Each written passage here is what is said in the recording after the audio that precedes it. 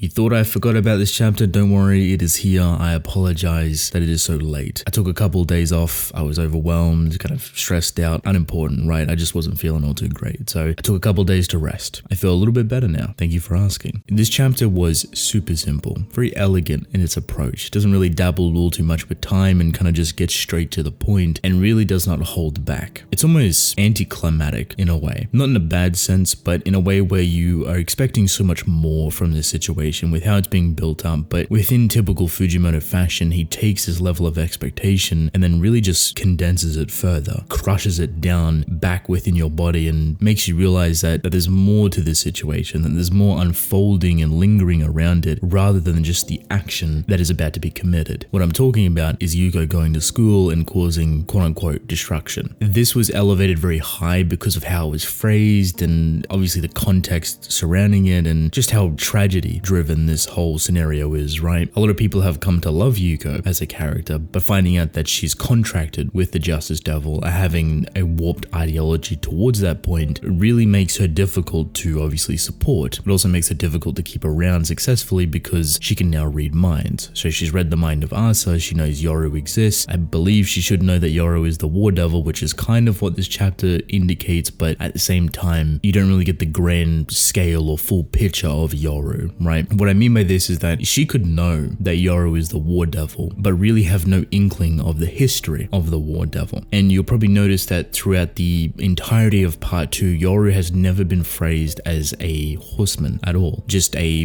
devil in itself. And I think this continued kind of acknowledgement that horsemen are just very powerful devils and kind of blurring that line a little bit is really nice because it makes us unsure on their power levels and where they actually sit within this devil hierarchy. If primordial fears sit at the top, individuals or things that are deeply rooted within your DNA of things that you fear, horsemen are kind of the continued construct of society: war, death, famine, and control. Basically, what I'm trying to say is that I don't think Yuko understands the person that she's going up against. Maybe just on the surface, if she really can read minds, there could be a very typical mental attack that Yoru could do just by kind of thinking about all of her past experiences, all of the things inhibited to war, the death, destruction, and trying to mentally overload Yuko with the history of the War Devil. This may serve as a pretty big distraction, and maybe a big reason why Yoru feels so comfortable about the idea. How this comes together is really nice. You start off with a conversation with Asa and Yoru, and Asa is obviously in straight denial. She doesn't want to believe what Yuko is about to do and is really confused about the situation in itself, and Yoru provides clarity, provides confidence, provides oddly enough reassurance in some ways. And while these two have this conversation, Yoru has already made the steps to take Asa's body forcefully without her noticing and not allow her to retake control. So at this point, Yoru has the upper hand when it comes to arguing a position and basically demands that Yuko cannot be kept alive because 1, she knows about us, but 2, we can use her as a weapon, which is something that Yoru doesn't actually say, but with how this is all kind of coming full circle with how Yuko is introduced into the story and Yoru trying to turn her into a weapon in the future, it makes sense now that this is most likely a possibility. My question is that if she does turn Yuko into a weapon, does she get the Justice Devil as well? You may have instinctively thrown out an answer, but just think of nukes or nuclear warfare, right? That was also underneath the War Devil and was lost, separated. Yoru is the War Devil and is kind of an umbrella term. Everything underneath is detachable, but also obtainable. Justice could just be another one that Yoru adds to the list, which I think is very purposefully ironic, but once again fitting. So I would say this is Yoru's bigger intention, and we shift out of this conversation with Asa desperately trying to take control of her body. She doesn't get far with that. But then we move over to Yuko, and we get this very eerily bonfire situation where she's contemplating what she's about to do. The one thing that really sparked a bit of thought within myself is how Yuko talks to herself, especially around this bonfire situation. She seems so oddly different to what she was prior. See, we have this weird context with Yuko where she comes into the story so friendly and so openly and really willing to help Asa as an individual, right, with nothing in return. This is a big appeal to her character because she was there when no one else was. But then we find out that she murdered her neighbor, literally for an unjustifiable reason, if you could ever have one for it. But the reasoning behind it was the literal definition of warped justice for the most minuscule of reasonings. It wasn't murder or some weird stuff that the neighbor was doing. He was quite literally gambling his pension. At that point, we knew that Yuko was off the deep end, but she seems a lot more off the deep end than we may have originally thought. See, she seems very obsessive over Asa, so much so that she's willing to do all of this school stuff just for her. And I'm more like, is this Yuko talking, or is this amplified or contextualized further because of the Justice Devil that she's contracted with? But then she adds onto it, talking about her obsession with Chainsaw Man. So I'm like, okay, is she obsessed with Asa, or is she obsessed with being somewhat similar to Chainsaw Man? And then I sit there and I'm kind of confused, and I just ultimately reach the point that Yuko is really not mentally stable in any sort of facet, whether it be prior her contract or now, and that she never was. If I were to think about it a bit further and take a common denominator from the situation, a common link, she's obsessive over very specific things. She's obsessive over justice, which I feel like is where it comes from, being good and doing good things. And then that obsessiveness towards justice also links towards her obsessiveness to Asa and even Chainsaw Man. And it seems so bad because she can't actually gauge it or kind of tell right from wrong. And now she has the power to actually do massive legitimate damage because she's contracted with the Justice Devil. And then just to tie off the bow on top of it, she knows way too much information. Being able to read the minds of individuals means that she could act upon her very warped sense of justice whenever she wants without any indication whatsoever. I think the best phrase that describes her is that she is quite literally the judge, jury, and executioner. This would lead us to the very eerie confrontation between Yuko and Yoru. I love how this is framed because it starts off within school and you're very unsure of where the direction of it is going, and everything just feels slow. Even though the chapter is short and sweet and straight to the point, it takes its time kind of building this sense of anxiety that surrounds the whole situation. It doesn't use many words, kind of just shows Yuko's transportation towards school. And in the back of your mind, you're thinking at any point she could literally just snap. She could devour her neighbor or someone on the way to school, or literally just walk into the first classroom. Mind you, she's hobbling along with an injured leg, yet the tension surrounding her is unreal. Coming face to face with Yoru is a pretty big eye-opener because at this point, you know something is about to go down, and you know either way at this point, she's probably not going to live. You had that inkling at the beginning of the chapter, but now it's kind of cemented and certified for yourself, and unfortunately Yuko's chances of getting out of this alive is very, very slim. She could become a weapon. She could be absorbed or controlled by Yoru and be kept alive potentially that way, but regardless, there's still going to be a fight. I love Yoru's entrance. Nothing grandeur or crazy for what you think a horseman of the apocalypse would be, and that's kind of one of the scariest things about it. We really know nothing about Yoru or what they're truly capable of, and even if they are within a much weaker state, the confidence is there, the experience is there. So I wonder how much of that is going to tower over and consume Yuko and the Justice Devil. Between their little conversation and before Yuko actually transforms, I think she does pick up on the fact that Yoru wants to transform her into a weapon. It's never actually given to you in speech, but there's an implication there that's building where it's like, okay, Yoru probably wants to use the Justice Devil so she can read minds, which would help her find the Chainsaw Man, and you kind of go from there, right? And we end off very beautifully, just with Yuko transforming into her version of the Justice Devil. As straightforward and simple as this chapter was, I loved it. I always enjoy the interaction between Yoru and Asa, especially so when we see the different kind of mental gymnastics that Yoru does for someone that is so high and mighty and has so much power and history behind her. When you see her chucking a tantrum, it's hilarious. And then you see the duality between both of their characters. So when they shift back and forth and fill different positions, it's extremely entertaining and honestly makes for a ton of variety because you never know what you're going to get when they start having a conversation. I feel I can confidently say that Asa might be one of my favorite characters within Chainsaw Man. Like as a whole story through and through, I would put her up there with Denji easily. And that's just personal preference, of course, but the more I think about their character, the more I enjoy this kind of concept in itself, this shared body situation and the clashing of two very drastically different personalities, and how Fujimoto has handled it within part 2 has been nothing but brilliant. It's slow and beautiful, and he's really just took his time to build this character in such an incredibly explored type of way, and it feels so distant away from what Chainsaw Man was originally known for, being so in your face and chaotic and all over the place and crazy, but fun and lovable, and everything that's within there that you may miss. But the more thought I put into it, Asa and Yoru just feel brilliant to me, feel perfect. I absolutely love them.